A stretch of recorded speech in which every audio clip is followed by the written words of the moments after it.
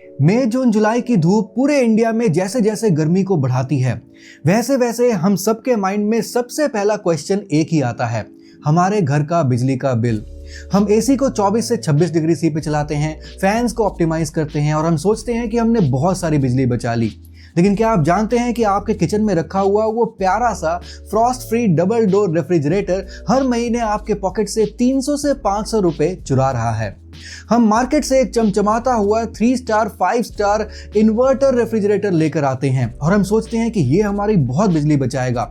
लेकिन हमारी एक छोटी सी आदत, हमारी एक छोटी सी डेली की हैबिट इस एसी के डिजिटल ब्रेन और हार्डवेयर को आपस में लड़ा देती है, जिससे इसकी जो बिजली की कंजम्पशन है वो और ज्यादा बढ़ जाती है। आज मैं आपको रेफ्रिजरेटर के अंदर छुपी हुई एक ऐसी हिडन हेवी मशीनरी के बारे में बताने जा रहा हूं जिसको कहा जाता है द डिफ्रॉस्ट हीटर लूप।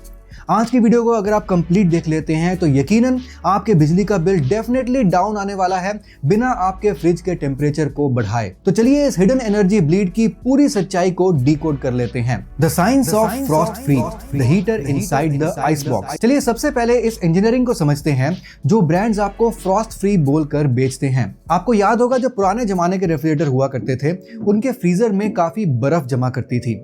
इस बर्फ को निकालने के लिए हमें एक मैनुअल डीफ्रॉस्ट बटन दिया जाता था। इसको प्रेस करते ही सारी बर्फ पिघलती थी, नीचे ट्रे में इकट्ठी होती थी और पूरे फ्रिज को साफ करना एक मेस हो जाता था। लेकिन मॉडर्न डबल डोर रेफ्रिजरेटर्स में ये बर्फ नहीं जमती है, इसलिए इन्हें फ्रॉस्ट फ्री कहा जाता है। लेकिन फिजिक्स का एक सिंपल सा रूल है, कोई भी कंप्रेसर जब हवा में से मॉइस्चर को सोखता है, नमी को सोखता है, तो उसके कूलिंग कॉइल्स पे बर्फ या फिर फ्रॉस्ट जमती ही जमती है। लेकिन आजकल के डबल डोर रेफ्रिजरेटर्स में ये बर्फ जाती कहां है? यहाँ आता है आपके रेफ्रिजरेटर के अंदर एक ऐसा हार्डवेयर कंपोनेंट जिसको इंडिया में 90% लोग नहीं जानते हैं। इसको कहा जाता है द डिफ्रॉस्ट हीटर। आपके डबल डोर रेफ्रिजरेटर के फ्रीजर के पीछे एक प्लास्टिक की दीवार होती है। इसके ठीक पीछे एल्यूमिनियम के कूलिंग कॉइल्स होते हैं। इन कूलिंग कॉइल्स के ठीक नीचे एक 300 से 500 वॉट का एक हीटिंग एलिमेंट लगा होता है, ठीक जैसे आपके गीजर में या फिर आपके इलेक्ट्रिक आयरन में लगा होता है। हर 6 से 8 घंटे में आपके फ्रिज का जो मदरबोर्ड है यानी कि जो पीसीबी है, ये आपके कंप्रेसर को एक सिग्नल भेजता है, जिससे फ्रिज का जो कंप्रेसर है वो या तो बंद हो जाता है या फिर अपने बिल्कुल स्लोएस्ट स्पीड में आ जाता है।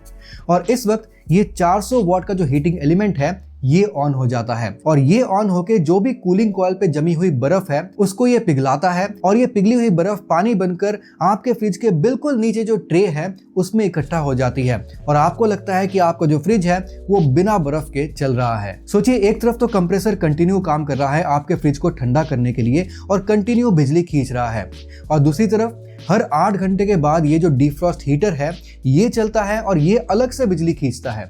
वैसे तो ये प्रोसेस बिल्कुल नॉर्मल है, सभी फ्रॉस्ट फ्री रेफ्रिजरेटर्स में ऐसा ही होता है। लेकिन आपकी एक छोटी सी गलती के कारण ये जो हीटर है कभी कभी इसको ओवरवर्क करना पड़ता है और ये ज्यादा बिजली खींचने लग जाता है।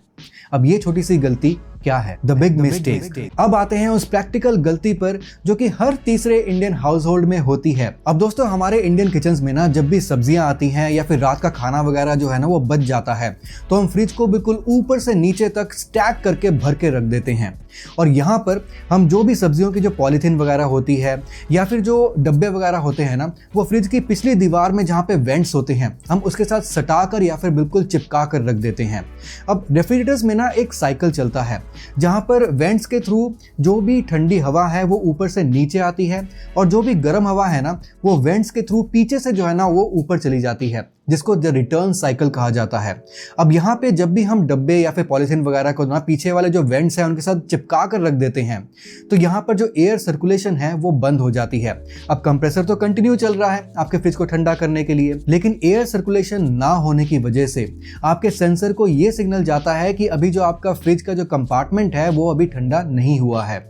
तो वो सीधा कंप्रेसर को सिग्नल भेजता है और कंप्रेसर जो है वो 4 गुना और तेजी से काम करता है, जिससे क्या होता है, कूलिंग कॉइल्स के ऊपर 4 गुना और तेजी से बर्फ जमती है और बहुत ही मोटी बर्फ की परत जो है वो कूलिंग कॉइल्स के ऊपर जम जाती है, जिससे मदरबोर्ड यानी कि पीसीबी अगेन सिग्नल भेजता है आपके कंप्रेसर को कि स्लो डाउन हो जाओ भाई, अब जो है बहुत ज़्यादा बर्फ जम गई है, अब इसको साफ करने का टाइम है।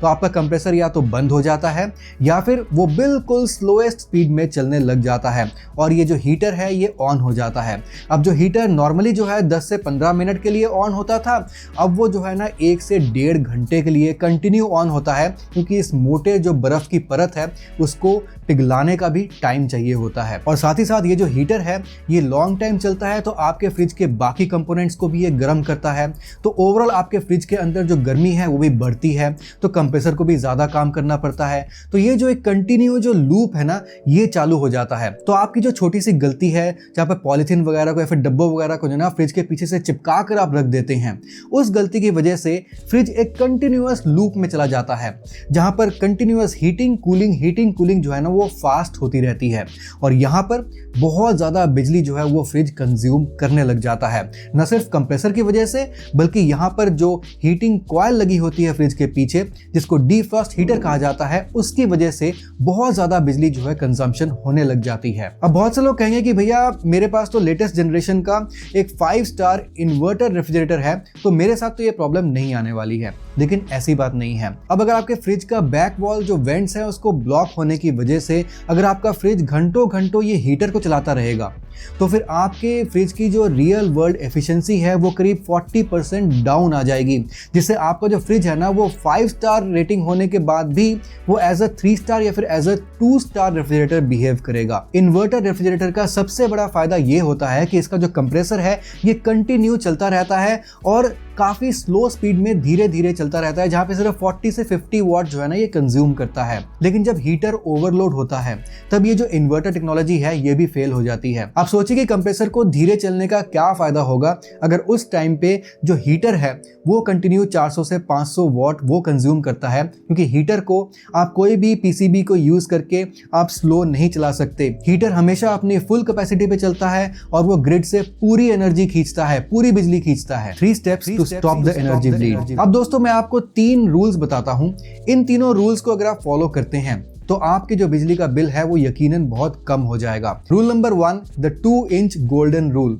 यहाँ पे दोस्तों आपको अपने फ्रिज को ना जितना आप भरना चाहते हैं आप भर सकते हैं, कोई दिक्कत नहीं है। बस एक बात का ध्यान रखना, आपके फ्रिज की जो सबसे पीछे वाली जो दीवार है जहाँ पे वेंट्स होते हैं उसके बीच में और आपका जो भी फूड है, जो भी पॉलीथीन या फिर जो डब्बा वगैरह है ना, उसके बीच में कम से कम 2 इंच का जो डिस्टेंस है वो होना चाहिए। मेक श्योर कि कोई भी जो वेंट है वो ब्लॉक नहीं होना चाहिए, 2 इंच का डिस्टेंस हमेशा छोड़ दीजिए। Step number 2, the external wall clearance. यहाँ पे दोस्तों आपका जो रेफ्रिजरेटर है ना उसके बीच में और आपका जो पीछे वाला जो वॉल है या फिर रेफ्रिजरेटर के साइड वाला जो वॉल है ना उसके बीच में कम से कम 6 इंच का डिफरेंस होना चाहिए, क्योंकि अगर आप रेफ्रिजरेटर को ज़्यादा पीछे सटाकर जो है ना खड़ा कर देते हैं अपने वॉल के साथ, तो वहाँ पर जो फ्रिज का जो पीछे वाला जो प्लास्टिक का जो वॉल होता है ना वो भी हीट रेडिएट करता है, लेकिन वो जो हीट रेडिएट करता है उसको रेडिएशन होने के लिए भी जगह चाहिए और उसके लिए कम से कम 6 इंच की जगह आपको अपने वॉल के और फ्रिज के बीच में छोड़ना चाहिए, चाहे पीछे हो या फिर साइड में हो। Step number 3, optimise seasonal temperature. अब यहाँ पे ना गर्मियां आते ही काफी लोग डर जाते हैं और फ्रिज के टेम्परेचर को बिल्कुल लोएस्ट पे यानी कि कूलेस्ट पे सेट कर देते हैं, बिल्कुल चिल पे, और ये सबसे बड़ी गलती है। अपने फ्रिज के टेम्परेचर को नॉर्मल या फिर मीडियम पे ही रखना चाहिए, चाहे गर्मियां हो। फ्रिज का जो अंदर का टेम्परेचर है वो 3 से 4 डिग्री सी होना चाहिए, ये एक ऑप्टिमम टेम्परेचर है, जिससे आपके जो भी फ्रूट्स एंड वेजिटेबल्स हैं वो भी काफी फ्रेश रहते हैं और अंदर ठंडक भी काफी बनी रहती है। अगर आप इससे भी ज्यादा फ्रिज को ठंडा करते हैं तो अगेन वो जो सारी लूप है ना वो फिर से स्टार्ट हो जाती है। वहीं पे कंप्रेसर में ज़्यादा लोड पड़ता है और कंप्रेसर पे लोड पड़ने की वजह से हीटर पे भी ज़्यादा लोड पड़ता है और आपका फ्रिज जो है वो ज़्यादा बिजली कंज्यूम करता है। अगर आप ये 3 स्टेप्स फॉलो करेंगे तो आपके फ्रिज के अंदर रखा हुआ जो भी खाना है वो भी फ्रेश रहेगा, जो भी फ्रूट्स एंड वेजिटेबल्स हैं वो भी फ्रेश रहेंगे और अंदर जो है ना वो ठंडक भी सही तरीके से बनी रहेगी। आपके बिजली का बिल भी बहुत कम आएगा। यकीनन इन सभी स्टेप्स को अगर आप फॉलो करते हैं तो मैं 100% श्योर हूँ कि आपका बिजली का बिल 300, 400 या फिर 500 रुपए हर महीने कम आ सकता है। आई होप इस वीडियो से आप लोगों को काफी मदद मिली होगी और अपने बिजली का बिल आपको कैसे कम करना है और रेफ्रिजरेटर की एफिशिएंसी कैसे बढ़ानी है ये भी आपको पता चला होगा। और मैं आपसे मिलता हूं अगली वीडियो में किसी और टॉपिक के साथ। तब तक के लिए सुदीप साइनिंग ऑफ।